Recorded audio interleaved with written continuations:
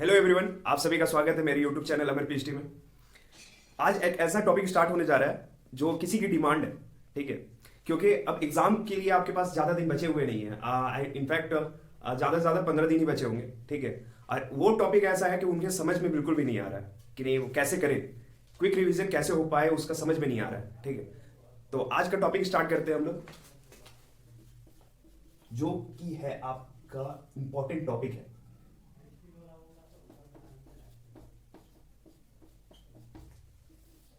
Probability, ठीक है। तो ये ऐसा टॉपिक है जो जब मैं पढ़ता था तो मुझे भी परेशानी होती थी, ठीक है। सो आज स्टार्ट करेंगे आपका एक्सरसाइज 3.1 से हम लोग पहले स्टार्ट करेंगे, ठीक है। एनसीईआरटी जो आपके पास है। सो सबसे पहले आप वीडियो देख रहे होंगे तो एनसीईआरटी की बुक खोल लें। आपका ये चैप्टर है 13 चैप्टर, ठीक है। तो ये 13 चैप्टर है आपका। सो स्टार्ट करते हैं एक्सरसाइज 3.1। ज्यादा देर करना बेवकूफी है। कॉपी किताब खोल कर बैठ जाइए, ठीक है। मैं बताते जाता हूँ, उसको आप ध्यान से सुनिए और ऑब्जर्व कीजिए। और अगर आप पढ़ चुके हैं तो अच्छी बात है, नहीं पढ़े हैं तो आप जरूर देखिए इसे। तो आपका एक्सरसाइज 13.1 में हम लोग को पढ़ना है दो चीज के बारे में। एक है कंडीशनल प्रोबेबिलिटी और दूसरा है एक है कंडीशनल प्रोबेबिलिटी, उसमें है कि वैल्यू गिवन रहेगा, और एक है कंडीशनल प्रोबेबिलिटी जिसमें स्टेटमेंट रहेगा, ठीक है। तो पहले इसको स्टार्ट करने से पहले मैं दो चीजें वो आपको बता दे रहा हूं, ठीक है। पहला तो इसमें एक्सरसाइज में मैंने ऑब्जर्व किया कि आपको अप्रोक्स क्वेश्चन पे प्रोबेबिलिटी E/F ये निकालना है, ठीक है।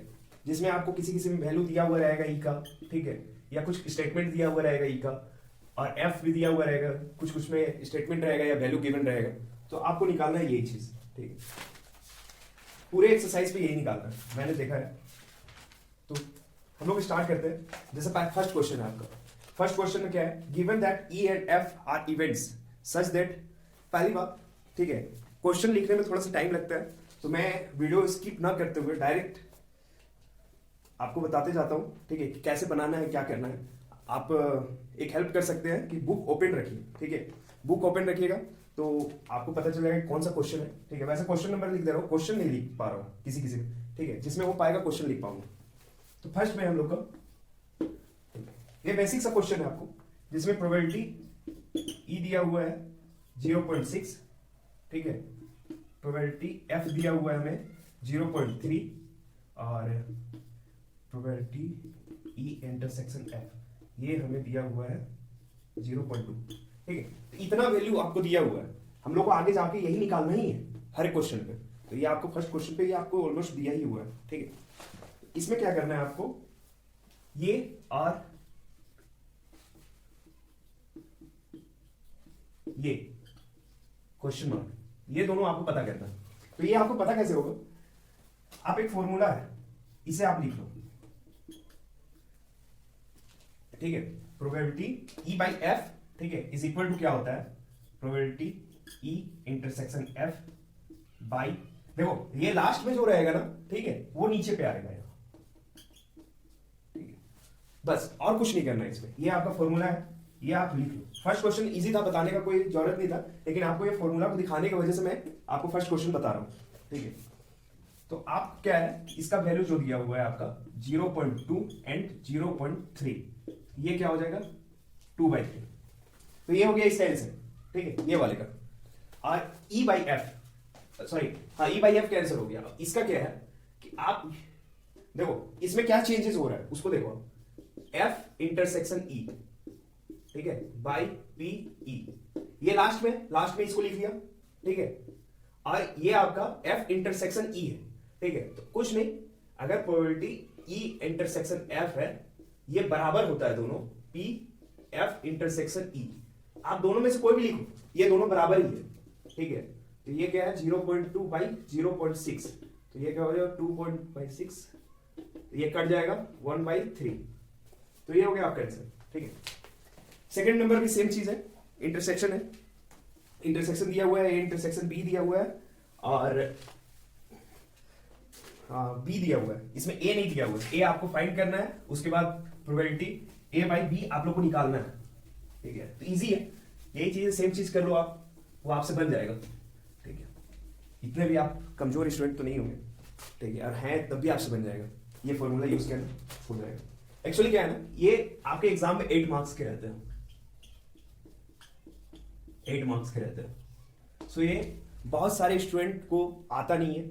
सो अगर आप सीख जाओ तो आपको मार्क्स लाने में इसमें कोई प्रॉब्लम नहीं होगा, ये आपका मतलब गिफ्टेड है, ठीक है। सो सेकंड क्वेश्चन में हम लोग को यही निकालना है, आप लोग को प्रोबेबिलिटी A/B ये निकालना है हम लोग को, ठीक है। इसमें क्या है, PB का वैल्यू दिया हुआ है 0.5 एंड PA इंटरसेक्शन B दिया हुआ है क्या है 0.32, ठीक है। तो आप सिंपल है, आप देख रहे होगे कि यहाँ B नीचे में होता है कि नहीं। देखो पहले तो ये वाला ऊपर लिख लो, A इंटरसेक्शन B बाई, इसको निकालना है तो B मैंने बताया क्लास अभी बताया कि ये सेकंड वाला जो टर्म है A बाई B, ठीक है, तो B वाला टर्म नीचे होता है, तो हम लोग को A का जरूरत निकालने का जरूरत है नहीं, तो ये 0.32 बाई 0.5, 32 बाई 5, तो ये 50, ये पॉइंट है ना, ये दो डिजिट है और यहाँ सिंगल डिजिट है, तो ये अगर ये साइन हटाओगे और मतलब ये क्या बोलते हैं दशमलव हटाओगे, ठीक है, तो आपका यहाँ इंटू होगा 10 इंटू होगा 100, ठीक है, तो ये कट जाएगा 50 हो जाएगा 16/25, इसका आंसर हो गया। सो आपका थर्ड नंबर काफी हो सकता है इंपॉर्टेंट होगा आपको, ठीक है। थर्ड नंबर देखो डायरेक्ट, इसमें PA दिया हुआ है PB दिया हुआ है, ठीक है। हम लोग को क्या दिया हुआ है थर्ड नंबर पे,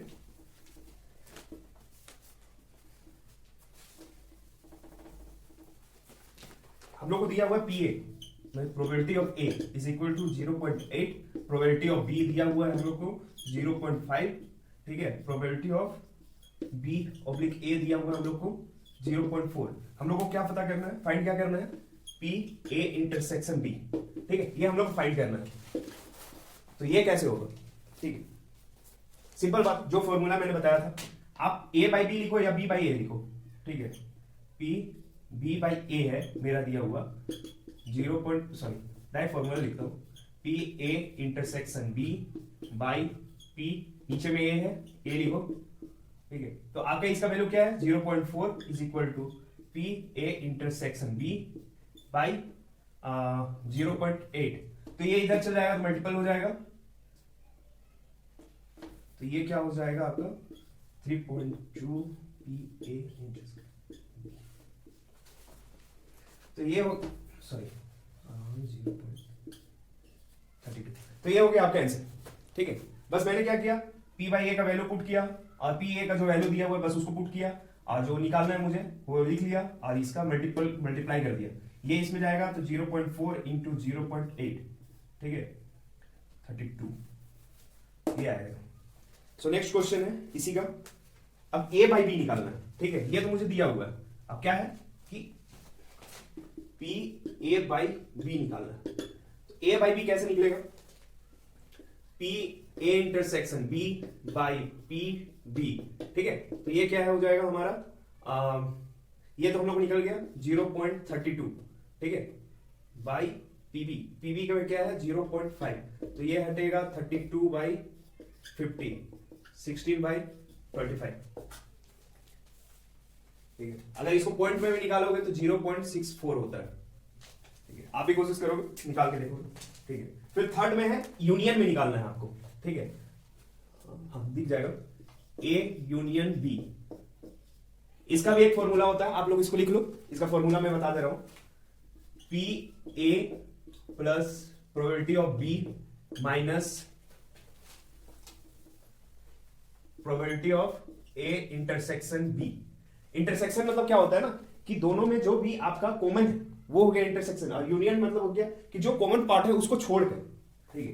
तो आपका क्या है, प्रोबेबिलिटी ऑफ A दिया हुआ था 0.8 प्लस 0.5 माइनस 0.32, 8+13, ये हो जाएगा 8+13, 1.3 माइनस 0.32, 0.98, ठीक है, तो ये हो गया आपका आंसर, ये 0.98 है, यहां नहीं दिख रहा होगा, देखो 0.98, ठीक है। फोर्थ नंबर हम आ सकते हैं, फोर्थ नंबर इंपॉर्टेंट लग रहा है, आप लोग टिक मारते जाओ, ठीक है, कौन कौन सा इंपॉर्टेंट हो सकता है।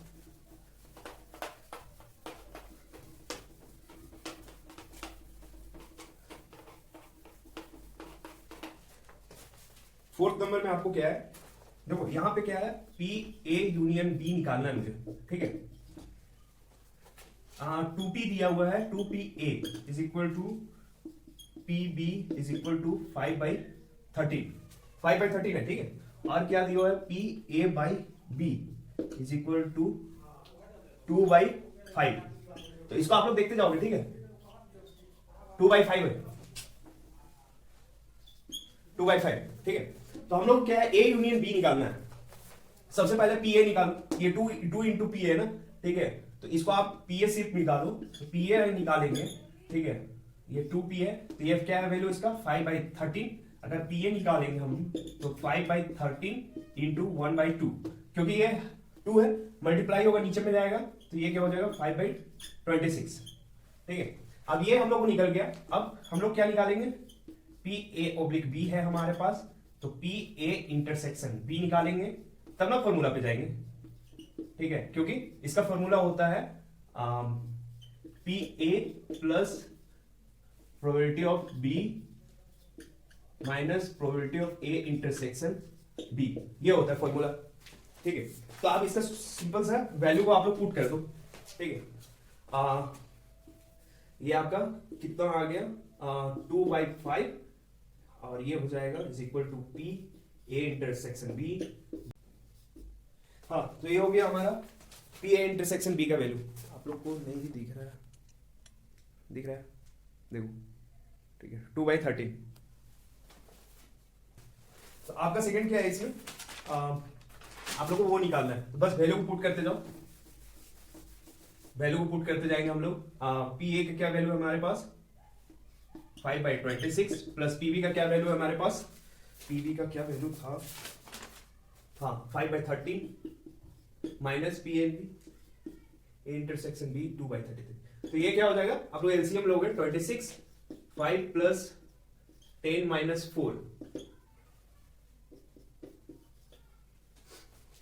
ठीक है। तो 11/26 आपका आंसर हो गया।